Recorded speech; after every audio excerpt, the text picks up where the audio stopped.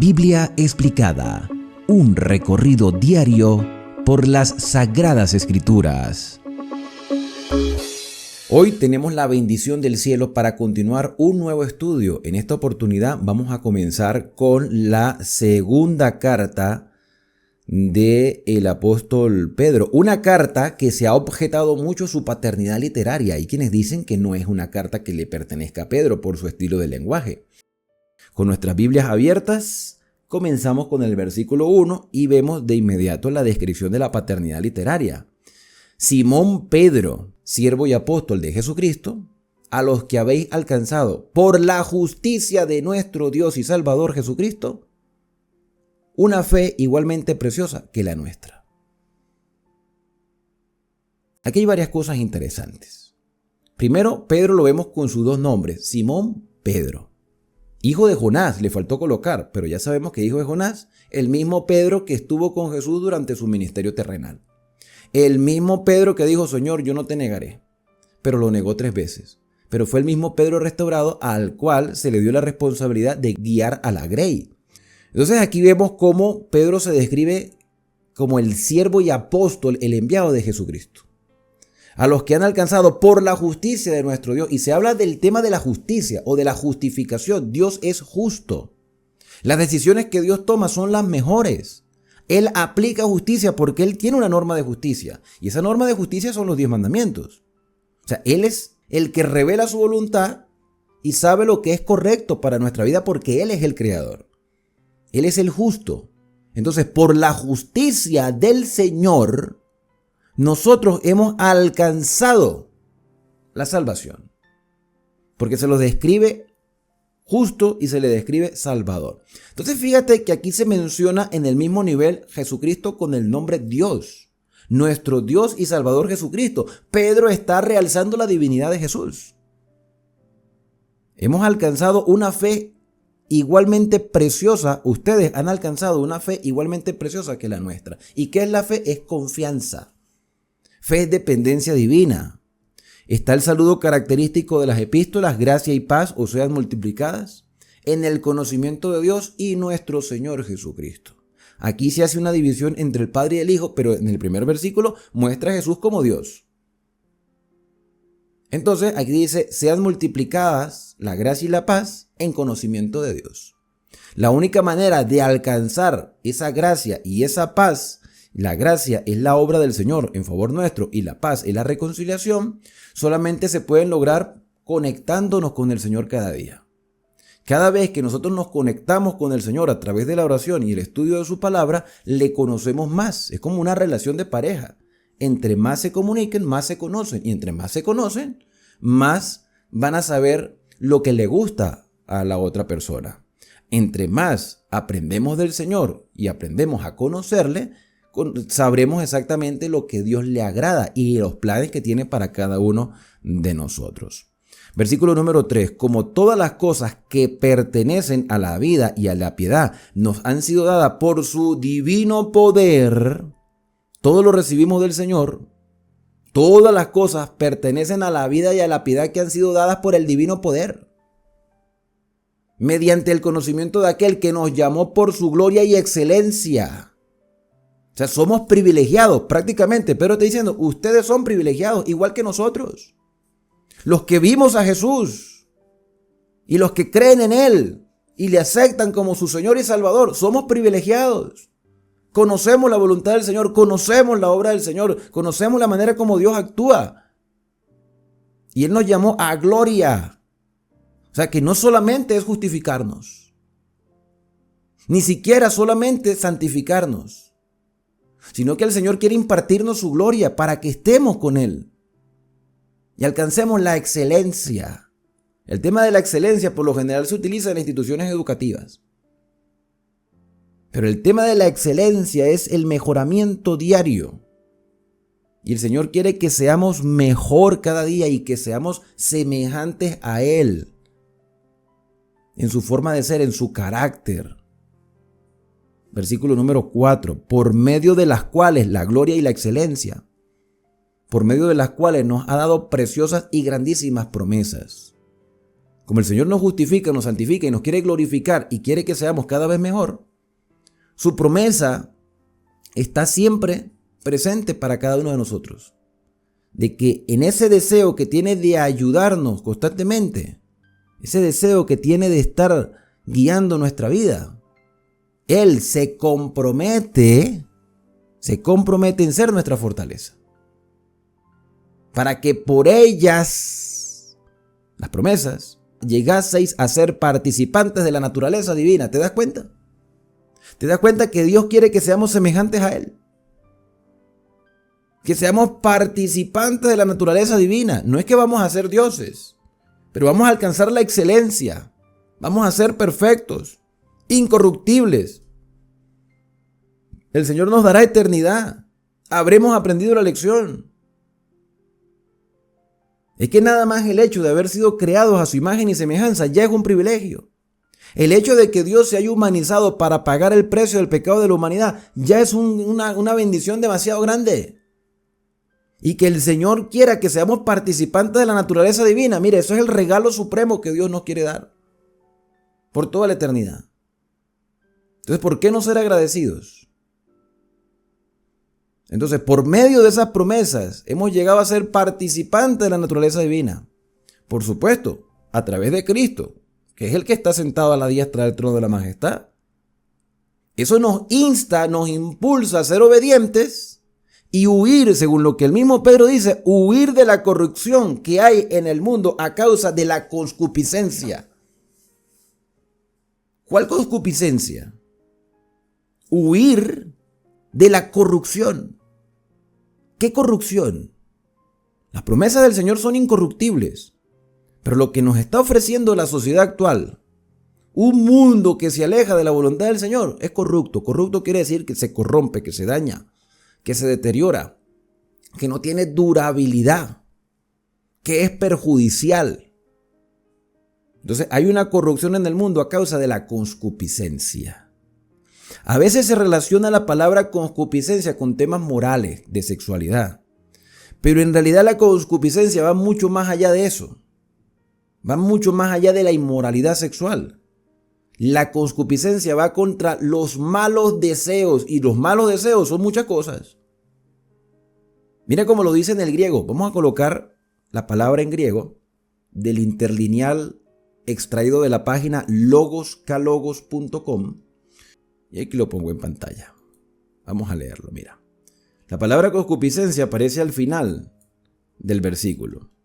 Y aquí al final del versículo aparece una palabra, en griego por supuesto, que traduce algo así como corrupción destructiva. Corrupción destructiva. ¿Ok? Para los que no saben griego, quizás no sepan cómo se pronuncia esta palabra. Entonces el interlineal nos ayuda con el Strong, o sea, con el diccionario Strong en griego, para saber cómo se pronuncia, y es Sora. No sé cómo se pronuncia la F y la D, ¿ok? Sora, podría ser una traducción castellanizada, Sora, que quiere decir algo así como decaimiento o ruina. Una ruina espontánea o infringida, literalmente o figurativamente. ¿Sí? Ruina, destrucción, decaimiento, perdición, corrupción, destrucción, destruir. O sea, son los deseos que nos destruyen. Son los deseos que nos apartan de Dios. Son las inclinaciones que impiden que nosotros podamos vivir de acuerdo a las exigencias divinas. ¿Quiere decir entonces que nuestro caso está perdido porque hay concupiscencia a nuestro alrededor? No, no está perdido.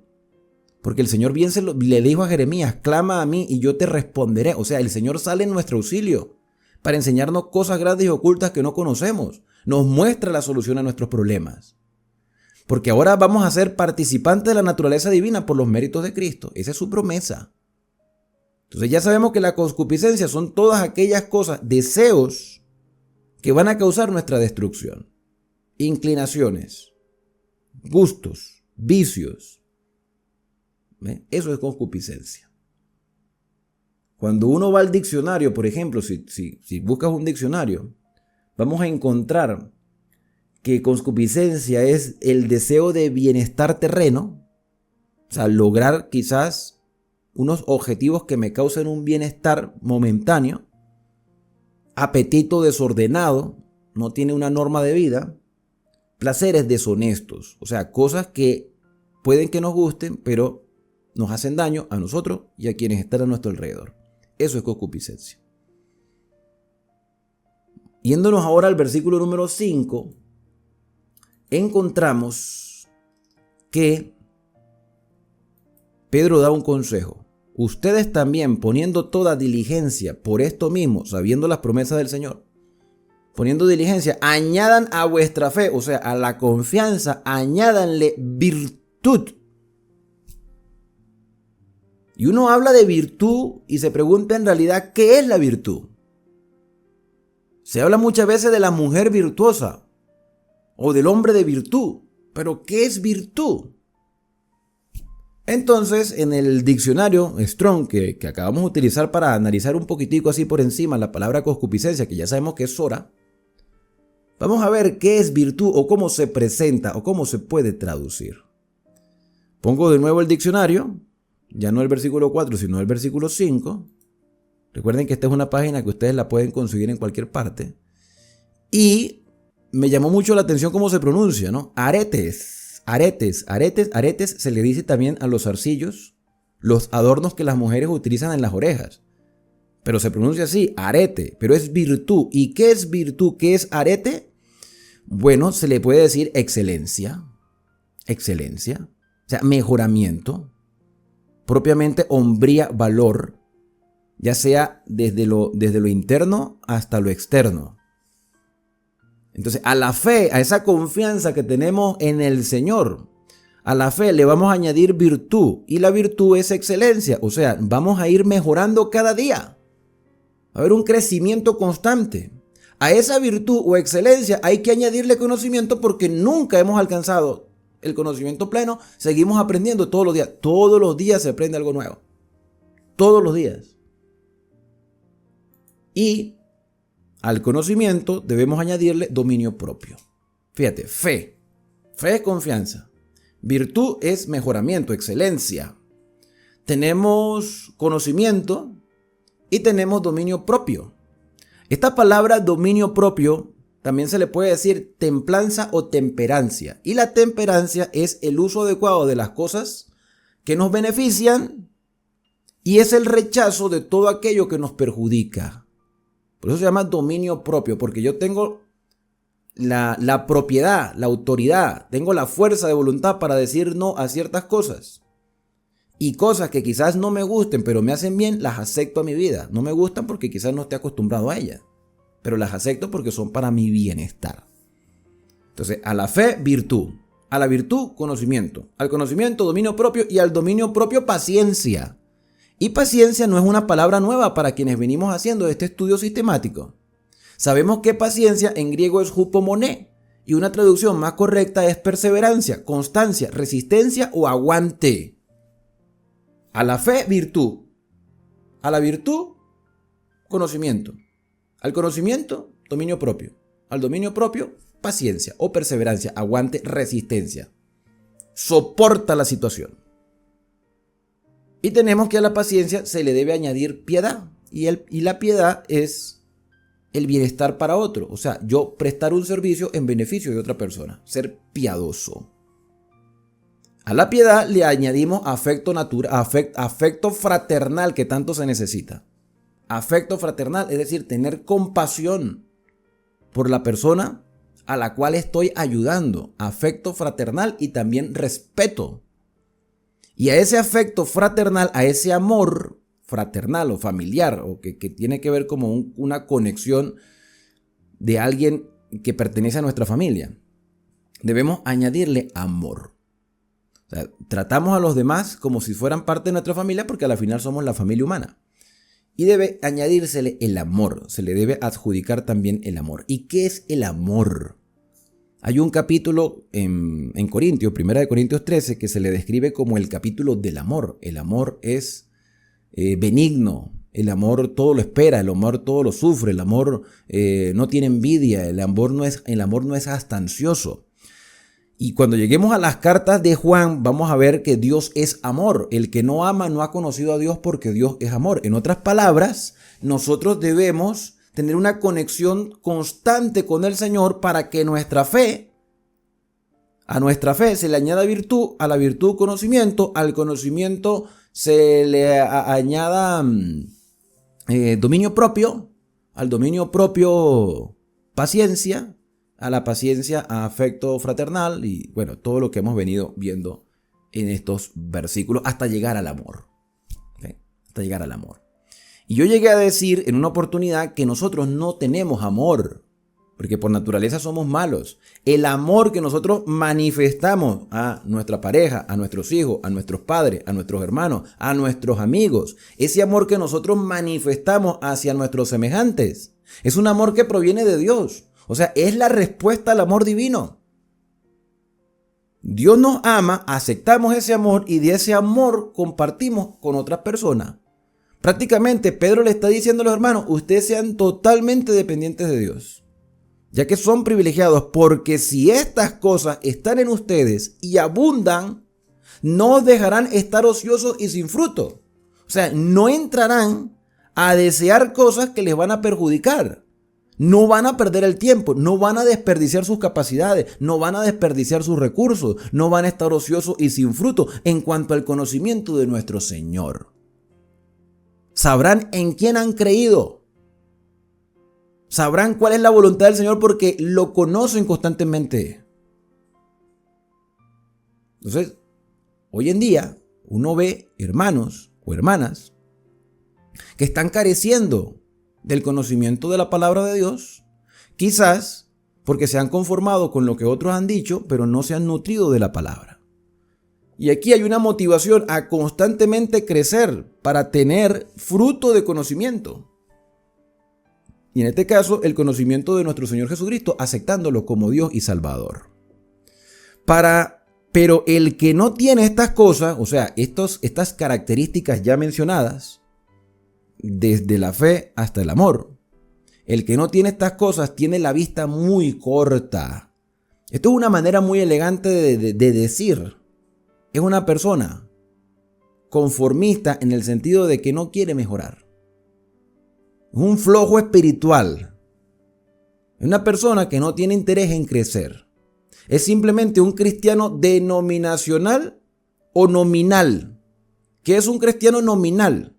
Cristiano nominal es aquel que simplemente es cristiano de título, pero no tiene una vida realmente que vaya acorde a lo que dice creer. Y denominacional es que pone su confianza en la estructura eclesiástica, que tiene la vista corta. Como siente que está en la iglesia verdadera sin saber que él es o debería ser la iglesia verdadera y no la estructura, tiene la vista corta, está muy limitado. ¿Por qué? Porque se conformó, se estancó, se quedó hasta allí, es ciego. Y esto me recuerda una vez más a la iglesia de la Odisea, la iglesia de Apocalipsis, donde el Señor le dice, tú eres un desventurado, pobre, ciego y desnudo.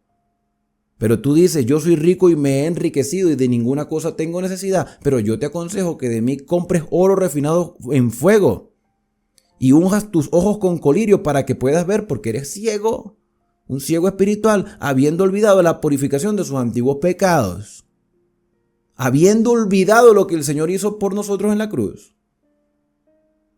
Versículo número 10. Por lo cual, hermanos, tanto más procurad hacer firme vuestra vocación y elección, porque haciendo estas cosas no caeréis jamás. Fíjate, dos palabras clave aquí, vocación y elección. Tú decidiste formar parte de esta familia de fe. Entonces, el cristianismo no es simplemente una religión. El cristianismo es un estilo de vida. Es la vocación. Cuando uno tiene vocación es porque hace las cosas porque les gusta. Si algo he aprendido yo en la vida, que todo trabajo es digno. Toda labor es digna.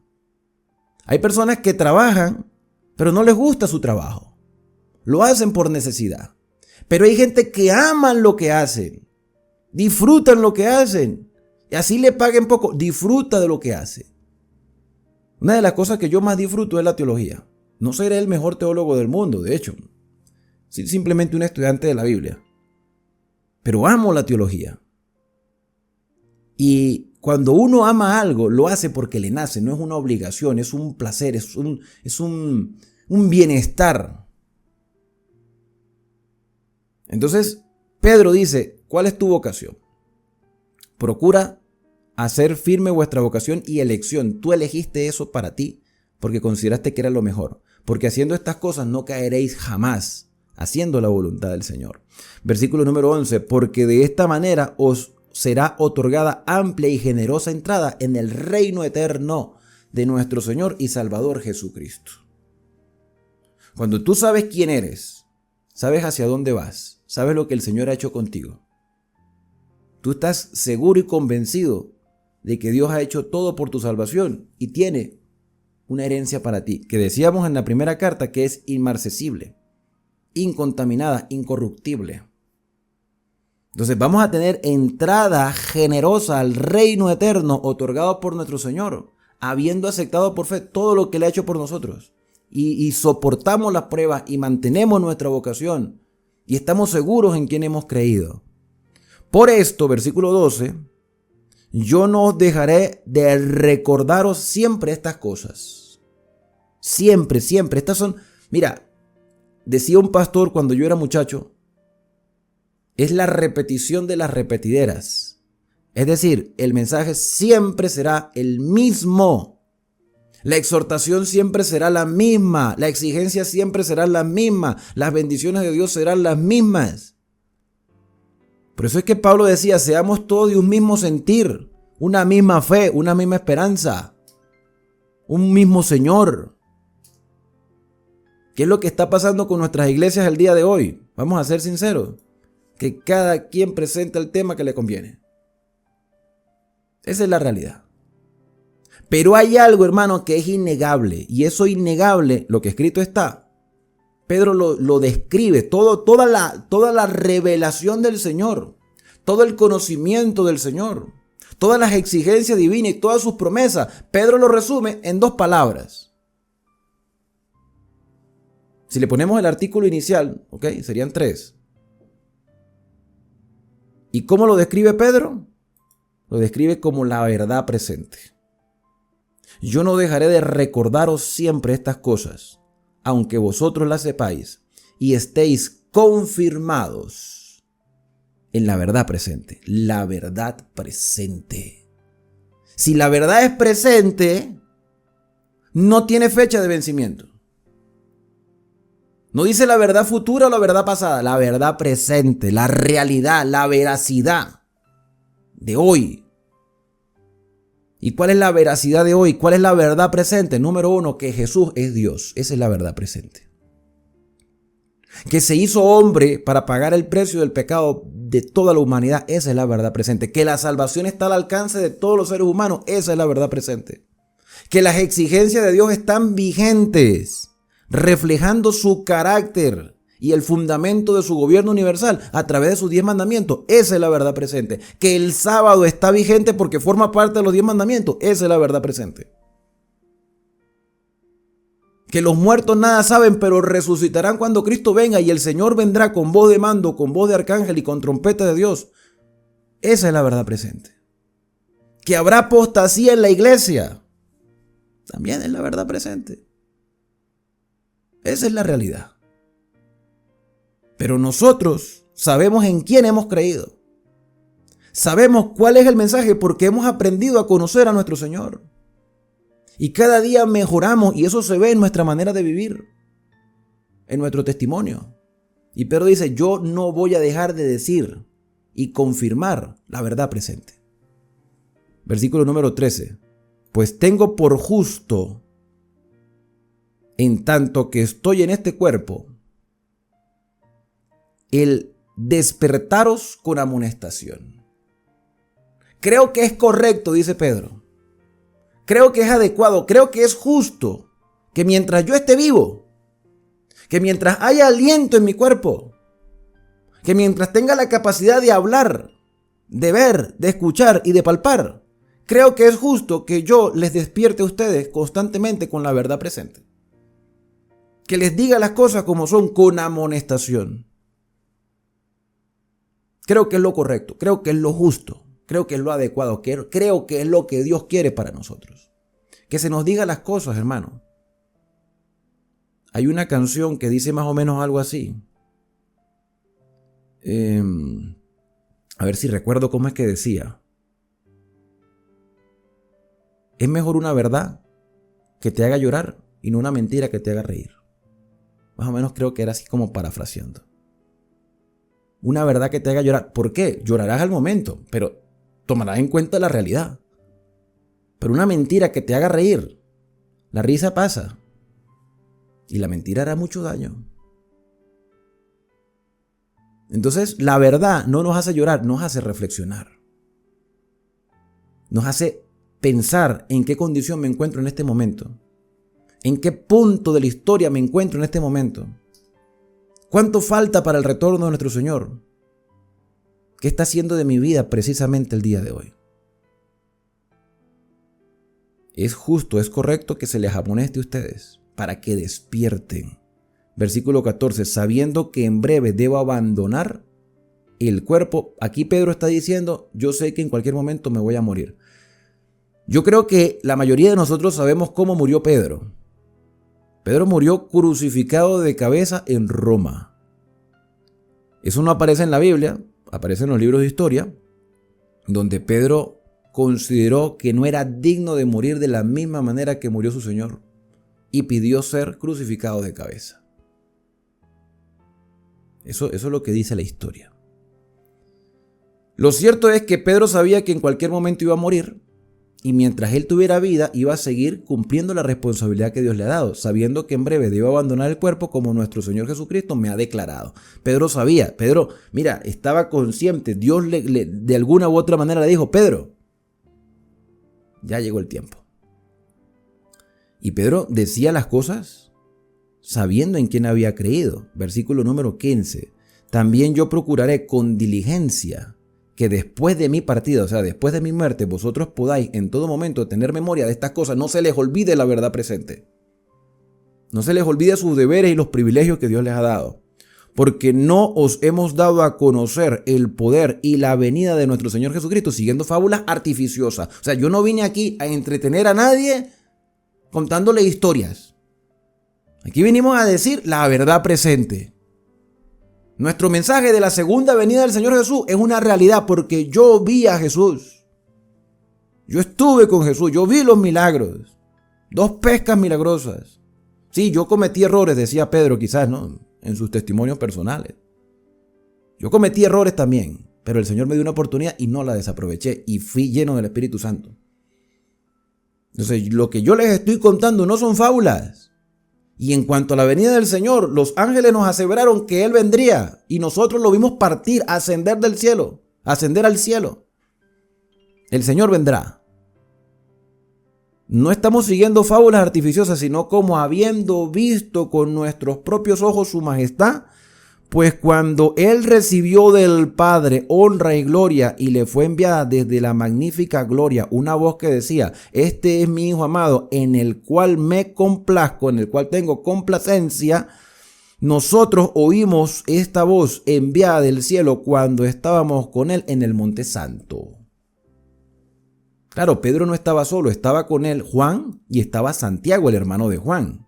No el Santiago de la carta que dice carta de Santiago, no. Juan era hermano de Santiago. Santiago era hijo de Zebedeo, los hijos del trueno, que también llegaron a ser pescadores y fueron llamados igual que Pedro y su hermano Andrés.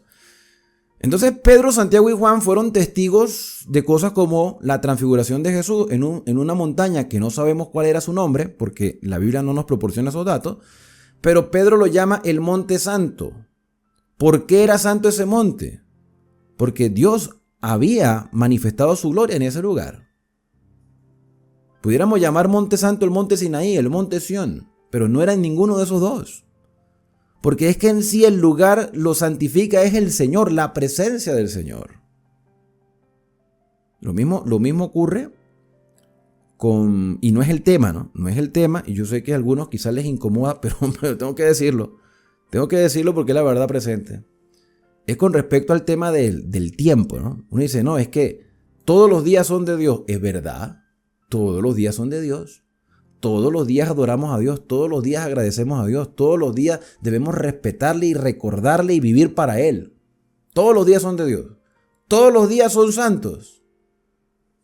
Bueno, todos los días el sol sale por el oriente y se oculta por el occidente, ¿no? Todos los días son iguales. Pero el único día que Dios bendijo y santificó fue el sábado. ¿Quién marcó la diferencia entre un día y otro? Nosotros los seres humanos. ¿Quién es el que marca la diferencia en el tiempo? Dios. Lo mismo ocurrió con el Monte Santo. ¿Cuál es el Monte Santo? Dice, no, el Monte Sinaí. No, no fue el Monte Sinaí. El Monte Sión tampoco fue el Monte Sión de Jerusalén. No, fue otra montaña cuyo nombre no sabemos. Porque lo que hizo santo la montaña fue la presencia del Señor, no la montaña en sí misma. No es que la montaña era santa porque sí, era la presencia del Señor lo que le dio el carácter de santo al lugar.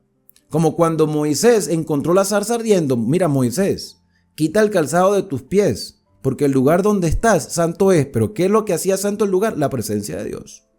¿Qué es lo que hizo santo el sábado? La bendición de Dios.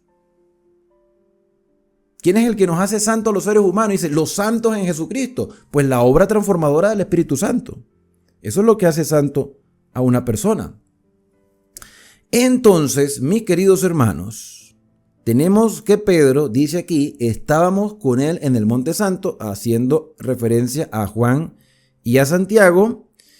Y aquí vienen los últimos versículos, que creo que estos versículos has tenido la oportunidad de leerlos alguna vez. Yo estoy seguro que sí. Pero no en el contexto, no lo has leído en el contexto. ¿Cuál es el contexto de los primeros 18 versículos? El contexto es que el Señor nos ha dado privilegios. El contexto es que tenemos responsabilidades. El contexto es que debemos cada día ir mejorando. Y que Dios no cambia y que su verdad siempre es la misma, es la verdad presente. Entonces Pedro concluye diciendo, mira, tenemos también, además de todo lo que acabo de decir, tenemos también la palabra profética más segura. Palabra profética, la revelación del Señor. A la cual hacéis bien estar atentos como una antorcha que alumbra en lugar oscuro hasta que el día aclarezca y el lucero de la mañana salga en vuestros corazones. ¿Cuál es nuestro deber, mis queridos hermanos? Prestarle atención a las revelaciones del Señor. Dios es un Dios que se comunica porque Dios, habiendo hablado muchas veces y de muchas maneras a los padres por los profetas, en estos postreros días nos habla a través del Hijo. O sea, Dios se revela y no hace nada el Señor sin revelar su secreto a sus siervos los profetas. Y las cosas reveladas nos pertenecen a nosotros y a nuestros hijos para siempre. Entonces Dios se da a conocer y tenemos que estar atentos a las profecías. ¿Y hacia dónde estamos apuntando en este canal? Hasta el Apocalipsis. Estamos apuntando hasta llegar al Apocalipsis. Tenemos la palabra profética más segura, la cual hacéis bien estar atentos como una antorcha que alumbra. No menosprecie las profecías. Es necesario que se estudien las profecías. ¿Cuándo fue la última vez en tu iglesia? Y vamos a ser sinceros. Vamos a ser muy sinceros. Aquí hay gente que me está acompañando en el directo. ¿Cuándo fue la última vez que en tu iglesia, en tu congregación, cuándo fue la última vez que tus pastores dedicaron tiempo a estudiar profecía? ¿Cuándo fue? ¿Realmente se está estudiando la profecía? ¿Se le está prestando atención? ¿Estamos atentos a las señales proféticas, mis hermanos? ¿Estamos conscientes de los tiempos en los cuales estamos viviendo? Es necesario que le prestemos atención a la profecía hasta que el día aclarezca y el lucero de la mañana salga en nuestros corazones. ¿Quién es el lucero de la mañana? ¿Quién es el lucero de la mañana? Jesucristo. Tenemos que prestar atención a las profecías hasta el día en que Cristo venga. Y dice el versículo número 20, entendiendo primero esto, que ninguna profecía vino jamás por voluntad humana. Versículo 20. Voy a colocarlo aquí en pantalla. Mira, ninguna profecía de la Escritura es de interpretación privada. Ninguna profecía de la Escritura es de interpretación privada. ¿Qué quiere decir eso? Que está a tu alcance, mi querido hermano y hermana. Tú puedes entender las profecías. Tú puedes entender la revelación. La revelación está a tu alcance. Lo que necesitamos es unirnos como hermanos, tener principios correctos de interpretación, estar abiertos a que Dios nos hable y nos diga cuál es su voluntad y no la nuestra, Porque la profecía no es de interpretación privada, es de todos, es tuya, es mía, es de todos aquellos que hemos aceptado a Cristo como nuestro Salvador. Las profecías están a nuestro alcance. Ninguna profecía es de interpretación privada. Porque nunca la profecía fue traída por voluntad humana. Si es por el ser humano puede decir cualquier cosa. Engañoso es el corazón humano, más que todas las cosas. ¿Quién conocerá el corazón humano? Solo Dios. Maldito el hombre que confía en el hombre. Pero tenemos que estar seguros de algo, que Dios utilizó a hombres para que el lenguaje humano, movidos por el Espíritu Santo, nos trajeran los mensajes proféticos. Para que el mensaje fuera entendido por todos los seres humanos. Pero por voluntad humana no llegó el mensaje. Dios tuvo que utilizar a estos seres humanos movidos por el Espíritu Santo. Los inspiró. ¿Y qué implica inspirar a las personas? ¿Qué implica inspirar? Pues implica el hecho de que, conociendo la voluntad del Señor y queriendo plasmarla de la manera más entendible, el ser humano va a hacer que en su propio idioma las personas conozcan la revelación divina. Entonces pudiéramos concluir que los inspirados fueron los hombres de Dios, pero sus palabras fueron humanas, para que todo ser humano en este planeta pudiese comprender en cualquier idioma este mensaje. Los hombres fueron inspirados, no sus palabras, pero sus palabras unidas con la inspiración del Señor hacen que esas palabras humanas sean la palabra de Dios. Porque nunca la profecía fue traída por voluntad humana, sino que los santos hombres de Dios hablaron siendo inspirados por el Espíritu Santo. Y la inspiración es la obra de Dios en el profeta, y el profeta escribe con sus propias palabras este mensaje. Por eso es que el mensaje debe ser para todo el mundo. Y debe ser entendido por cualquier persona, cualquier niño, joven, adolescente, hombre, mujer, anciano, persona inculta o persona educada que haya pasado por un proceso académico complejo. Cualquier ser humano en este planeta tiene la capacidad para entender el mensaje de la revelación del Señor. Y saber que ese mensaje está disponible para ti y para mí, y que somos privilegiados al tener esa verdad presente en nuestras manos, esa luz que alumbra el lugar oscuro, hace que nuestra fe se fortalezca y podamos vivir con esperanza hasta el día en que Cristo venga a buscarnos. Por eso para ti, mi querido hermano, mi más grande deseo es que Dios te bendiga y te guarde, que haga resplandecer Dios su rostro sobre ti y que tenga de ti misericordia. Que el Señor alce sobre ti su rostro y ponga en ti paz. De esta manera hemos llegado al final de nuestro primer capítulo de esta segunda carta del apóstol Pedro, haciéndote la invitación para que me puedas acompañar en los próximos estudios aquí en Esperanza, el canal de las Sagradas Escrituras.